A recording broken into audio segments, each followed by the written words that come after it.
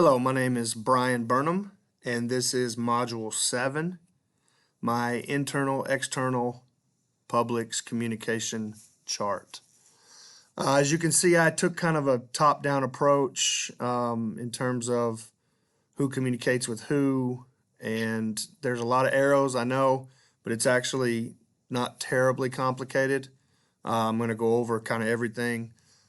The first two, obviously, we have broken up into internal and external, and those are from the readings. Internal is anything that where parties know each other and they communicate with one another. That is internal. And then external is anybody outside the agency or the school or the business where communication takes place and is needed or necessary. Sometimes those overlap and they become, maybe the external becomes internal due to a team or a partnership or something like that. I can show examples of those as we go through these, but let's look at internal first. We have the school board, and it's two-way communication as well as the superintendent. He also is two-way with all parties. I put those two together, and you can see my digital over here. I mean, my text over here. These two communicate two-way orally and digitally. They work hand in hand, communicating with each group that's below them. Emails, monthly public board meetings, a district website, a local television channel, and then they stream those broadcasts on YouTube as well. Superintendent sends out a weekly email to all teachers, all staff, all administrators, everybody. I've mentioned that in projects prior. And then the school board meetings are public meetings. They're not, limited to, they're not closed door and they're open to anybody. Right now it's a little different with Zoom and all that, but, they are accessible and questions can be taken and that sort of thing. It's not like they're not being secretive at all.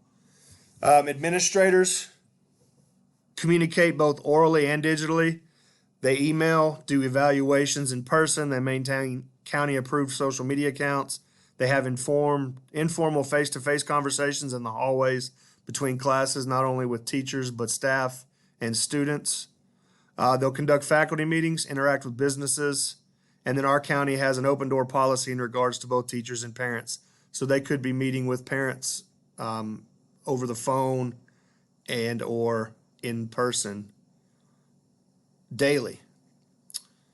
And then they communicate with us teachers, and you can see that arrow coming down. That's two-way with all parties involved. Teachers communicate orally through conversations face-to-face and over the phone. Written through letters sent home, daily notebooks that are kept for individual students, and digitally using email, social media, and school apps like Schoology. Schoology is the county-approved communication that we have in our county. Staff, two-way with all parties, communicate orally through face-to-face conversations and phone calls when applicable. Digital mediums like email and social media are also used by staff. And then finally, you have students. Students communicate orally through classroom interactions and digitally through email, social media, and school-approved apps like Schoology. They also communicate with their parents, teachers, and necessary administrators. In our school, students obviously have our head principal, Miss Sarah Lamb, but also they're assigned an assistant principal and a guidance counselor based on their last names alphabetically. That's just how we do it here at school. Now, the school board and the superintendent, going back to the top, both communicate with parents, obviously. And that's those first two arrows coming out and going over to parents. And then parents, in turn, communicate with the superintendent. They also communicate with administrators. I didn't draw all those areas because it started getting a little bit jumbled. So I wanted to be able to make sure I spoke about the fact that parents will interact with all of these individuals, but I didn't want to draw arrows to every single one. Going over two externals and talking specifically about the individuals that make up the external people or the external groups. We have parents, we've talked about, and that consists of volunteers that formulate into different clubs and groups and organizations. The PTO, which is extremely important in our county and very open and popular. And then socially, I included this little triangle to just account for the fact that parents all talk amongst each other.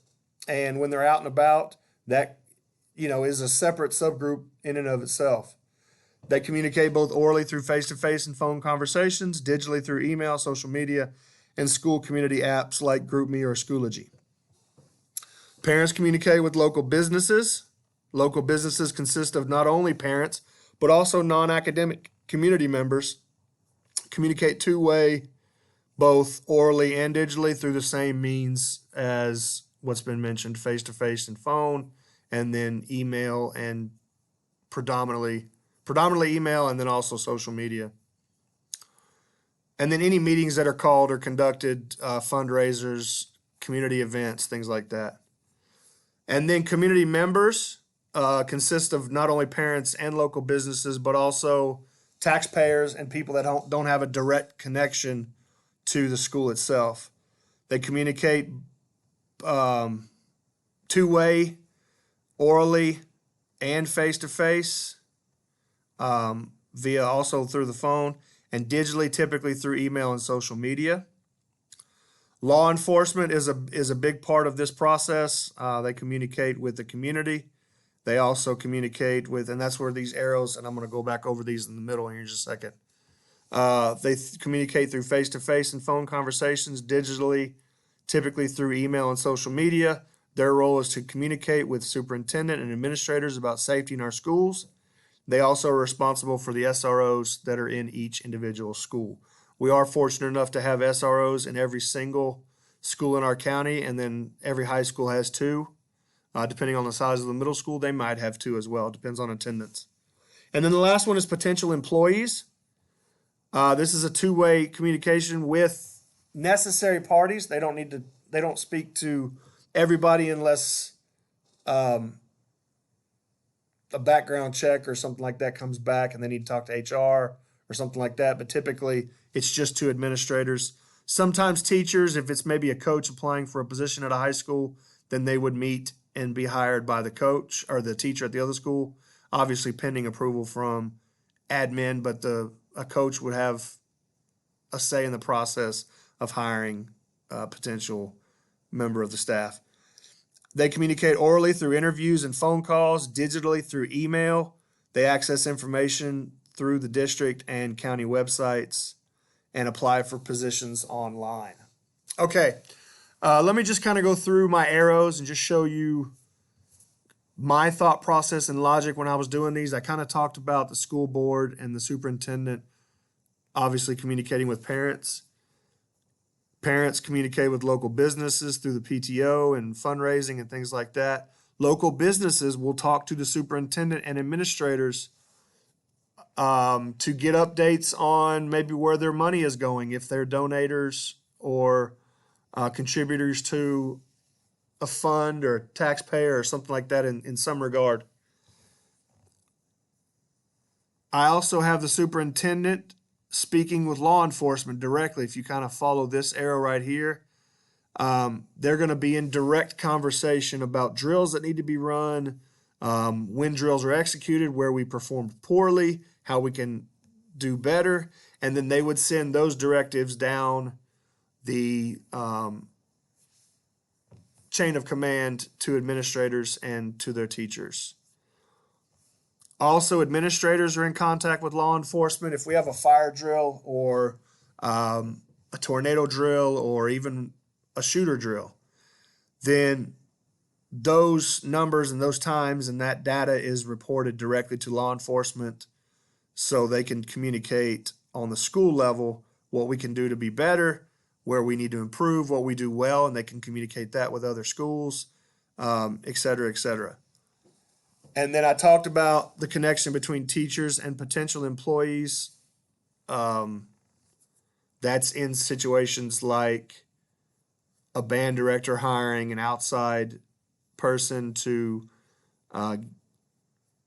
give lessons or work directly with. Maybe they work specifically on marching band formations or a basketball, football, baseball, one of the other sports coaches are looking for a volunteer position, and they would meet with the teacher level first, and then admin second would be notified and asked if they have permission to hire this person. But they would have had the initial conversation on the front end through email, phone calls, or face to face.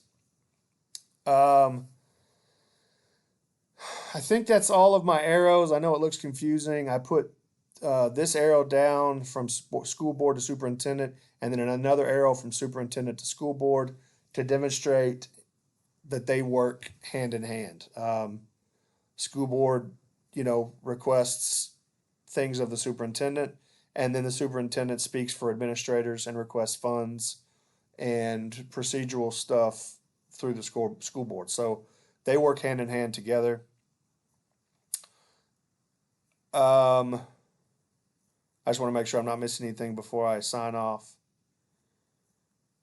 I think that's everything. Thanks for listening. I appreciate it.